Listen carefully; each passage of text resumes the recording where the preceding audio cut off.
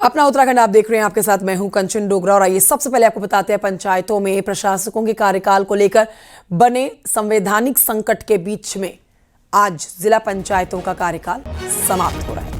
इधर आपको बताएं कि सरकार ने पंचायती राज एक्ट में संशोधन का नया अध्यादेश राजभवन को भेजा है, जिसमें पंचायतों में प्रशासकों का कार्यकाल 6 महीने के बजाय 12 महीने तक के लिए किया जाएगा। संशोधन किया गया है। राजभवन की हरी झंडी मिलने तक पंचायतों में संवैधानिक संकट बना रहेगा। फिलहाल आज के दिन ग्राम पंचायतों और क्षेत्र पंचायतों में ना कोई प्रशासक है और ना कोई जनप्रतिनिधि। इससे लोगों को जरूरी प्रमाण पत्र बनाने के साथ ही कई तरह की दिक्कतों का सामना करना पड़ रहा है। तो लिहाजा अब जैसा मुझे जानकारी मिली है कि अब बाकायदा राज्य सरकार ने जो मसौदा ऑर्डिनेंस के लिए भेजा है, उसमें जो पंचायत राज अधिनियम है, उसमें जो 6 महीने की व्यवस्था है, उस 6 महीने की व्यवस्था में ही अमेंडमेंट करके 1 साल की व्यवस्था के लिए ऑर्डिनेंस का मसौदा भेजा है। उम्मीद करते हैं कि शायद उसको सुनील नप्रभात और जानकारी के साथ फोन लाइन पर मौजूद है। सुनील नप्रभात, संशोधित ये अध्यादेश जो है, इस पर विस्तृत जानकारी दें।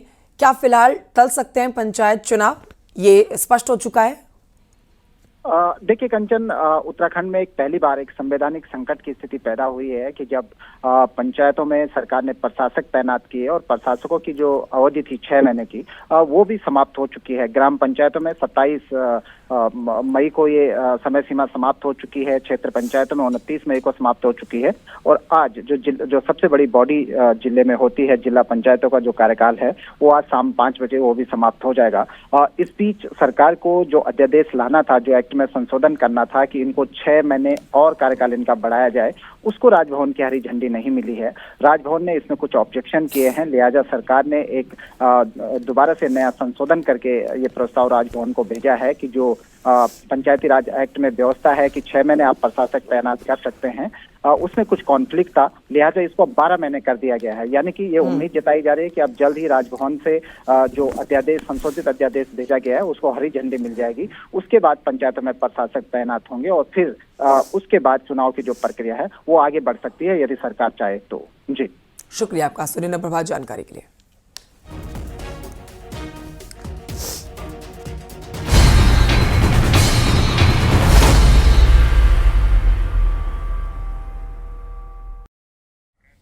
जून में जनवरी जैसी ठंड महसूस हो रही है पहाड़ी इलाकों में। उत्तराखंड की अगर बात की जाए तो यहाँ पर ऊंचाई वाले इलाकों में जून में जबरदस्त बर्फबारी हुई है। रविवार यानी कि कल बर्फबारी जो हुई है, उससे देखिए तस्वीरें आपके सामने। बद्रीनाथ धाम और हेमकुंड साहिब में जमकर बर्फबारी हुई है। कड़ाके की ठंड इस समय पड़ रही है। जितने कपड़े लेकर लोग गए हुए हैं वो कम साबित हो रहे हैं, क्योंकि ठंड बहुत जबरदस्त है। जनजीवन प्रभावित हो गया है। चमोली के ऊंचाई वाले इलाकों में बर्फ की सफेद चादर लिपटी हुई आपको नजर आएगी। बद्रीनाथ धाम की ऊंचाई वाले पहाड़ियों पर बर्फबारी हुई है। नर नारायण पर्वत और नीलकंठ पर्वत, यहाँ पर पर्वतों पर मोटी बर्फ की चादर आपको नजर आएगी।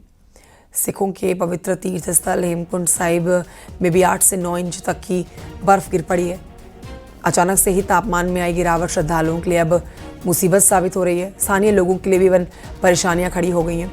देर रात स्थानीय प्रशासन ने मुख्य चौराहे पर अलाव जलाकर लोगों को ठंड से बचाने की कोशिश भी की है। ये 3 तस्वीरें आपके सामने बढ़ती ठंड और बर्फबारी के दौरान की।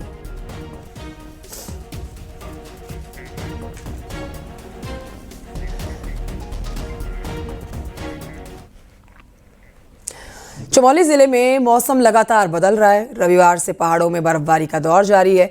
हेमकुंड साहिब और बद्रीनाथ धाम में भी बर्फबारी हुई है। एसडीआरएफ बर्फ की मोटी चादर हटाने के लिए लगातार तत्पर है, ताकि रास्ता साफ हो और सुगम यात्रा कर सके जितने भी यात्री यहाँ पहुंचे हुए हैं। हालांकि बर्फबारी के बाद हेमकुंड साहिब के नज़ारे बेहद खूबसूरत नजर आ रहे हैं, लेकिन यहाँ पर जो पहुंचे हुए श्रद्धालु हैं उनको कठिनाई हो रही है। पहाड़ों में इस वर्ष जून में भी जनवरी मास की तरह ठंड महसूस हो रही है। आप देखिए, चमोली में रविवार से बर्फबारी हुई है और आज सोमवार के दिन भी सुबह से पहाड़ों में बादल छाए हुए हैं और अभी भी बारिश की संभावनाएं बनी हुई है। दोपहर के बाद लगातार पहाड़ों में मौसम बदल रहा है, बारिश और बर्फबारी हो रही है। बद्रीनाथ धाम में भी अगर बात करें तो पल पल मौसम बदल रहा है। जो नारायण पर्वत है, जो नीलकंठ पर्वत है, उस पर बर्फबारी हो रही है। इस बीच हेमकुंड साहिब में भी बर्फबारी हुई है और बर्फबारी के बाद हेमकुंड साहिब का जो पैदल ट्रैक है उस पर फिसलन वहाँ पे यात्रियों को पैदा हुई है। फिसलन को कम करने के लिए बर्फ़ को हटाया गया है और एसडीआरएफ की टीम हेमकुंड साहिब में लगातार बर्फ़ हटाकर यात्रियों की मदद भी कर रही है। नितिन सेमाल, न्यूज़ 18, चमोली। वहीं उत्तरकाशी में सोमवार सुबह से ही बादल छाए हुए हैं, हल्की ठंड महसूस की जा रही है। जून की गर्मी के मौसम में इस समय ठंड जैसे हालात हो गए हैं। ऊंचाई वाले इलाकों में बारिश देखी जा रही है। मौसम विभाग ने पहले ही इस बात की चेतावनी दी थी कि मौसम बदलेगा। गंगोत्री यमुनोत्री धाम में भी ठंड काफी महसूस की जा रही है। उत्तरकाशी में रात से ही हल्की बारिश जारी है। इसमें मौसम का क्या अपडेट है हम आपको दिखा सकते हैं। पूरी जनपद में बादल छाए और हल्की बारिश इसमें हो रही है। चाहे गंगोत्री की बात करें, यमुनोत्री धाम की बात करें, वहां पे भी हल्की बारिश हो रही है। और जिस तरह से मौसम बदला है उसके बाद जो तापमान है उसमें गिरावट देखी महसूस की जा रही है। और जो यात्री यहाँ पहुंच रहे हैं उन्हें ठंड का सामना करना पड़ रहा है। खुद स्थानीय लोगों को भी ठंड का सामना करना पड़ रहा है। और मौसम विभाग ने जिस तरह से अलर्ट जारी किया है, 5 तारीख तक तेज बारिश और तेज हवाओं के साथ बारिश देखी जा सकती है। तो जिला प्रशासन भी पूरी तरह से मुस्तैद है। आपदा कंट्रोल रूम को अलर्ट पर रखा गया है और इसमें यात्री बड़ी संख्या में दोनों धामों में पहुंच रहे हैं। और मौसम लगातार बदल रहा है और पिछले कुछ घंटों की बात करें तो लगातार हल्की बारिश जारी है, जिससे तापमान में भारी गिरावट है। और ठंड का सामना जो यात्री है, स्थानीय लोग हैं, उन्हें हल्की ठंड का सामना खासकर जिला मुख्यालय या गंगोत्री यमुनोत्री धाम में करना पड़ रहा है। बलबीर उन्मार, न्यूज़ 18, उत्तरकाशी। प्रदेश में अगले 72 घंटे तक तेज बारिश और आंधी का येलो अलर्ट जारी किया गया है। देहरादून, टिहरी जिले में हल्की माध्यम बारिश संभव है, यहां पर जारी कर दिया गया है इसके लिए अलर्ट। हरिद्वार, देहरादून और पौड़ी में 50 से 60 किलोमीटर प्रति घंटे की रफ्तार से तेज आंधी की आशंका है। मौसम विभाग का कहना है कि 3 जून को देहरादून, टिहरी, पौड़ी और रुद्रप्रयाग में भारी बारिश की संभावना है।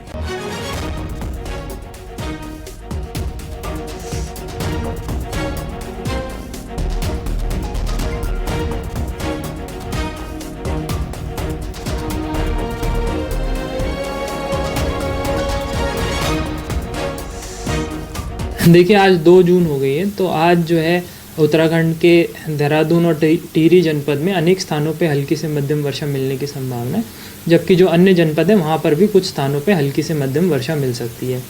उसके बाद 3 तारीख को जो उत्तराखंड के पर्वतीय क्षेत्रों में अनेक स्थानों पे और मैदानी क्षेत्रों में कुछ स्थानों पे हल्की से मध्यम वर्षा मिलने की संभावना है। 4 तारीख को भी जो है पर्वतीय क्षेत्रों में कुछ स्थानों पे और मैदानी क्षेत्रों में कहीं कहीं मध्यम और हल्की वर्षा मिल सकती है।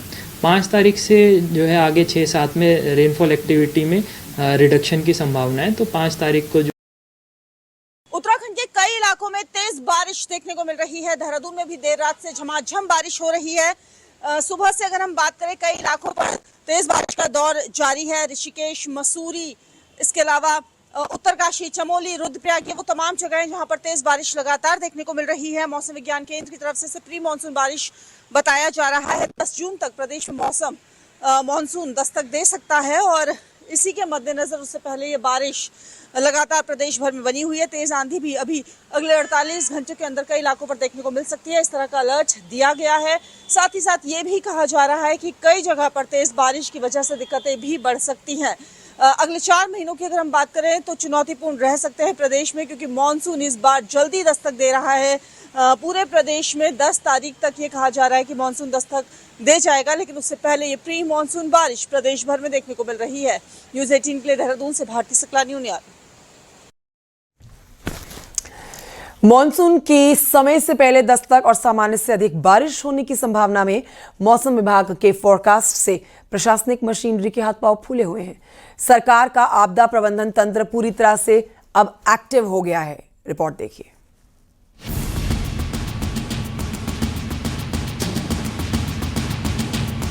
ऑल ओवर इंडिया की अगर बात करते हैं तो उसमें ये बोला गया कि जो लॉन्ग पीरियड एवरेज हमारा उसकी 106% बारिश हमको मिलेगी।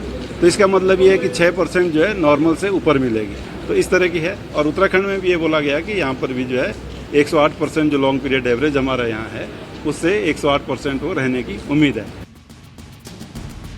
उत्तराखंड मौसम विभाग के निदेशक विक्रम सिंह ने इसी फोरकास्ट ने राज्य की प्रशासनिक मशीनरी के माथे पर चिंता की लकीरें ला दी हैं। दरअसल उत्तराखंड में मानसून से हर साल भारी तबाही होती है और इस बार से पहले मानसून की दस्तक और सामान्य से अधिक बारिश की चेतावनी ने प्रशासन को अलर्ट मोड में ला दिया है। नतीजतन तैयारियों की जोर शोर से समीक्षा की जा रही है। आपदा प्रबंधन विभाग ने मौसम विभाग को तहसील लेवल पर फोरकास्ट देने को कहा है। जल भराव वाले क्षेत्रों में सफाई अभियान चलाने के निर्देश दिए गए हैं। तहसीलों में स्थानीय आपदा प्रबंधन टीमें गठित करने के निर्देश दिए गए हैं। पहला है कि जल निकासी प्रणाली को सुदृढ़ किया जाए। तो आप देख रहे होंगे सब जगह अभियान चल रहा है नाले नालियों की सफाई के लिए। और विगत वर्षों में जहाँ जहाँ पानी जाम होने के कारण जल भराव की स्थिति उत्पन्न हुई है उन सभी में सफाई का काम किया जा रहा है। उसी प्रकार से राहत बचाव उपकरण जो हमारे होते हैं, सभी प्रकार के उपकरण जहाँ जहाँ रखे गए हैं सबको कहा गया है कि आप उपकरण की सॉर्टिंग कर लें, सबको उसके चलाने का विधिवत अभ्यास करा लें। मानसून के दौरान सबसे अधिक प्रभावित सड़कें होती हैं। इसके क्षतिग्रस्त होने से जनजीवन बुरी तरह प्रभावित होता है, विशेषकर चारधाम यात्रा मार्गों पर। वहीं लोक निर्माण विभाग का कहना है कि यात्रा मार्गों पर वैकल्पिक रूट भी तैयार कर लिए गए हैं। साथ ही भूस्खलन संभावित इलाकों में अतिरिक्त मशीनरी तैनात करने के भी निर्देश दिए गए हैं। चारधाम यात्रा का पूरा जो रूट है मेरे द्वारा स्वयं 2 बार पूरे रोड का इंस्पेक्शन किया गया है। सारी एजेंसी के साथ मीटिंग की गई है और हमारा एसओपी बना हुआ है जो हम बारिश जब भी मानसून अनाउंस होता है कि इस डेट से आ रहा है उससे पहले उसको हम एक्टिवेट कर देते हैं। हर एक जगह जो नोन जगह हैं जहाँ पे लैंडस्लाइड होता है या रोड बंद होती है उस पर कितना वहाँ पे इश्यूज़ हैं उसके हिसाब से 1 मशीन 2 मशीन 3 मशीन हमेशा प्लेस की जाती हैं। आपदा के दौरान मौसम की सटीक भविष्यवाणी अहम भूमिका निभाती है। उत्तराखंड में फिलहाल 3 डॉपलर रडार और 500 सेंसर के जरिए मौसम पर नजर रखी जा रही है। आपदा प्रबंधन विभाग इनकी संख्या दोगुनी करने की योजना बना रहा है ताकि मौसम संबंधी पूर्वानुमान और अधिक सटीक हो सके और जान माल का नुकसान न्यूनतम रखा जा सके। न्यूज़ 18 के लिए देहरादून से सुनील नप्रभात की रिपोर्ट।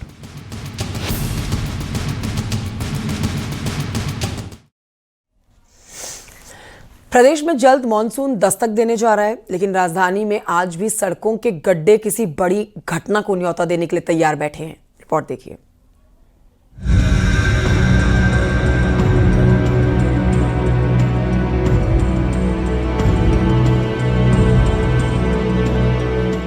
तस्वीरों में आप जिन सड़कों को देख रहे हैं वो प्रदेश की राजधानी देहरादून की हैं, जहां हर महीने सड़कें बनती हैं और हर महीने किसी न किसी काम के चलते उन्हीं सड़कों पर खुदाई होती है, जिनसे बरसात के दौरान कोई भी अनहोनी होने का खतरा बना है।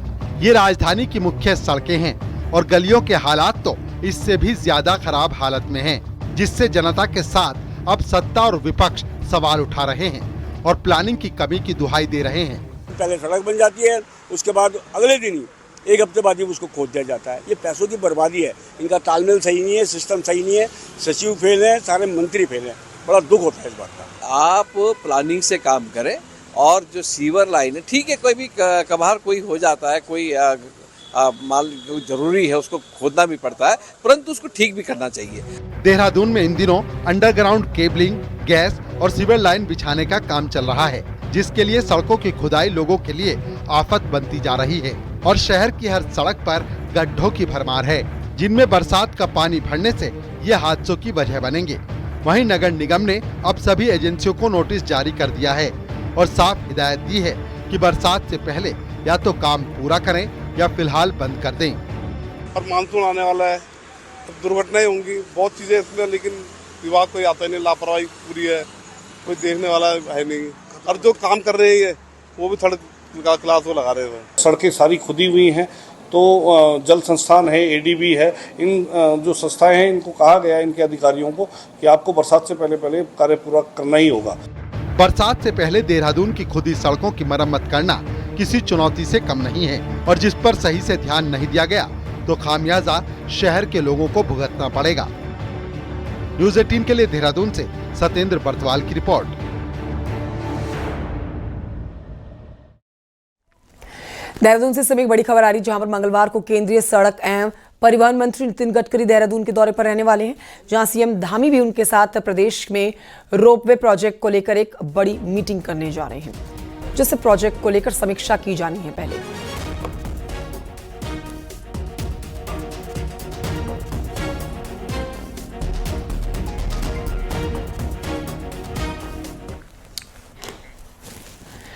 देहरादून से खबर, जहां पर मालदेवता में शराब के नशे में गाड़ी की छत और खिड़की से बाहर निकलकर हुड़दंग मचाते हुए युवकों का वीडियो सोशल मीडिया पर वायरल हो रहा है। ये देखिए वीडियो आपका सामने है। दून पुलिस ने त्वरित कार्रवाई करते हुए 2 हुड़दंगियों को गिरफ्तार भी किया। एसएसपी के निर्देश पर रायपुर थाना पुलिस ने आरोपियों को दबोचा, साथ ही उनकी गाड़ी भी सीज कर दी। अरेस्ट किए गए युवकों की पहचान आयुष और अंकित छेत्री के रूप में की गई है।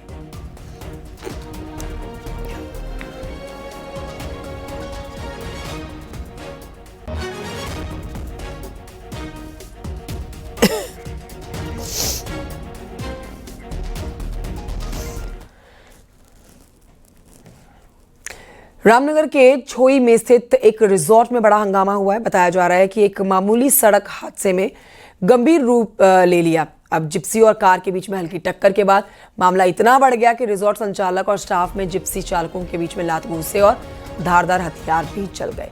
आरोप है कि रिजॉर्ट प्रबंधन ने जिप्सी को जबरन कब्जे में ले लिया और जिप्सी चालक समेत अन्य साथियों के साथ मारपीट शुरू कर दी।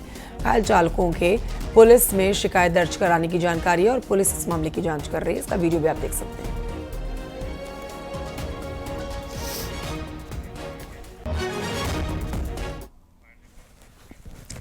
आमतौर पर बरसात के सीजन में पहाड़ों में पीलिया के मामले सामने आते हैं, लेकिन इस बार स्थिति हालात अलग है। पिथौरागढ़ में अब ऐसी ये बीमारी बन गई है जिसके शिकार लोग किसी भी महीने में हो रहे हैं, किसी भी मौसम में हो रहे हैं।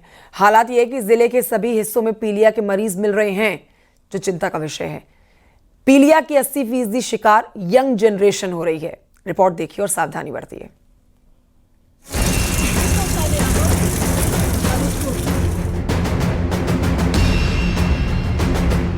बरसात खत्म होने के साथ ही पहाड़ों पे आमतौर पर पीलिया के मरीजों की तादाद ना के बराबर हो जाती थी, लेकिन बीते साल से पिथौरागढ़ के सभी हिस्सों में पीलिया के मरीज मिल रहे हैं। पीलिया की चपेट में ज्यादातर यंग जनरेशन आ रही है। हालात ये हैं कि 80% के मरीज 25 साल के भीतर मिल रहे हैं।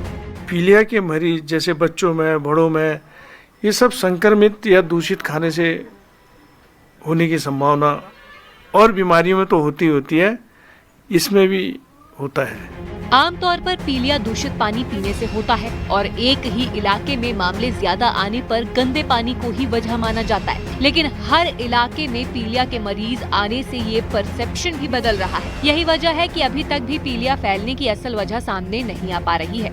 भी हमने जो भी होटल रेस्टोरेंट हैं उसको हम चेक करते हैं और समय समय पर हमारे द्वारा जो भी कोई ऐसा प्रोडक्ट हमको लगता है कि वो स्वास्थ्य के लिए हानिकारक है तो हम उसका सैंपल जो है कलेक्ट करते हैं और जांच के लिए लैब हम भेज रहे हैं। पीलिया की जकड़ में आने से सैकड़ों स्टूडेंट्स की पढ़ाई प्रभावित हो रही है, साथ ही उन्हें एग्जाम से भी दूर होना पड़ रहा है। ऐसे में पीलिया की असल वजह क्या है, इसकी पड़ताल अब जरूरी हो गई है। ऐसे में बेहतर यही होगा कि ड्रिंकिंग वाटर और खाने की क्वालिटी के साथ ही जंक फूड की जांच में तेजी लाई जाए, ताकि पीलिया पर पूरी तरह लगाम लग सके। न्यूज़ 18 के लिए पिथौरागढ़ से विजयवर्धन उप्रेती की रिपोर्ट। 2 दिनों के उत्तराखंड के दौरे के दूसरे दिन दिल्ली की मुख्यमंत्री रेखा गुप्ता आज परिवार के साथ बद्रीनाथ धाम पहुंची और भगवान बद्री विशाल का दर्शन पूजन किया, उनका आशीर्वाद लिया। इससे पहले केदारनाथ में रेखा गुप्ता ने बाबा केदारनाथ के दर्शन किए थे। मैम आगे से सिस्टर। दिल्ली की मुख्यमंत्री पहुंची हुई है उत्तराखंड में 4 धाम यात्रा के दौरे पर और केदारनाथ बद्रीनाथ का दर्शन किया है। दिल्ली की मुख्यमंत्री ने कलर की पैड़ी में डुबकी भी लगाई थी।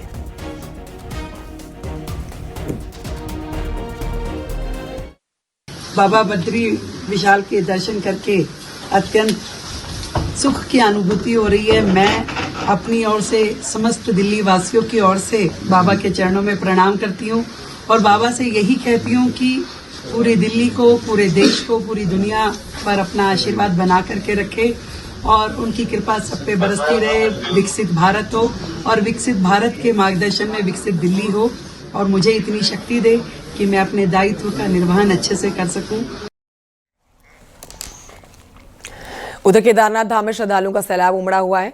अब तक 7,20,000 से ज्यादा भक्तों ने दर्शन किए हैं। रविवार को 23,193 श्रद्धालुओं ने दर्शन किए। बता दें आपको 2 मई से कपाट खुले बाबा केदार के। बद्रीनाथ धाम में अभी तक 5,15,000 से ज्यादा श्रद्धालुओं ने दर्शन किए। केदारनाथ धाम में भी हर दिन श्रद्धालुओं के दर्शन करने का आंकड़ा बढ़ रहा है, तो वहीं यमुनोत्री और गंगोत्री में भी श्रद्धालुओं की भारी भीड़ पहुंच रही है। अलग अलग जगह की तस्वीरें आपको दिखाएंगे।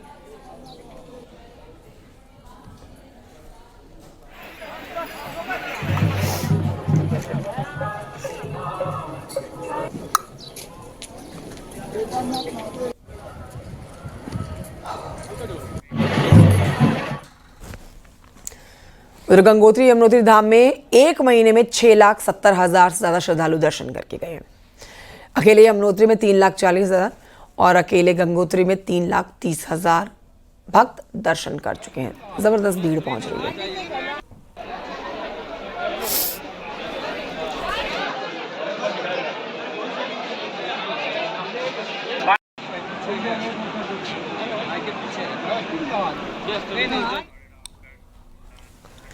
यमुनोत्री धाम में एक महीने में करीब 3,40,000 से ज्यादा श्रद्धालुओं ने मां यमुनोत्री के दर्शन किए, आशीर्वाद लिया। श्रद्धालुओं के द्वारा अब तक यमुनोत्री मंदिर समिति को दान में करीब 23 लाख रुपए से ज्यादा का चढ़ावा आया है, दान मिला है। दान पात्र खोला गया तो यहाँ आपको बताएं कि 17,25,000 तो और रसीद के माध्यम से 6 लाख रुपए जुटाए गए हैं, निकाले गए हैं। श्रद्धालुओं ने ये चंदा दिया, दान किया भगवान के नाम पर।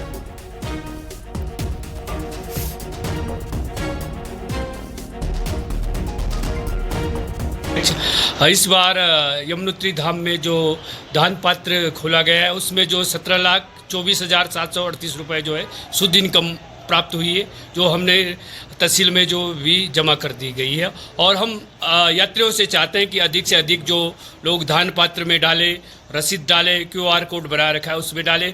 उसी के सहयोग से जो हम चाहते हैं कि इस बार हम माँ यमुना जी का जो शीतकालीन प्रवास कुशीमठ में उसमें हम नवनिर्माण धर्मशाला करना चाहते हैं। जय श्री यमुना मैया की।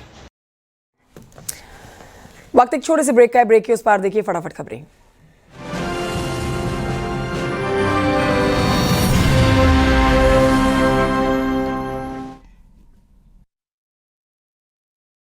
आप देख रहे हैं न्यूज़ 18 उत्तर प्रदेश उत्तराखंड।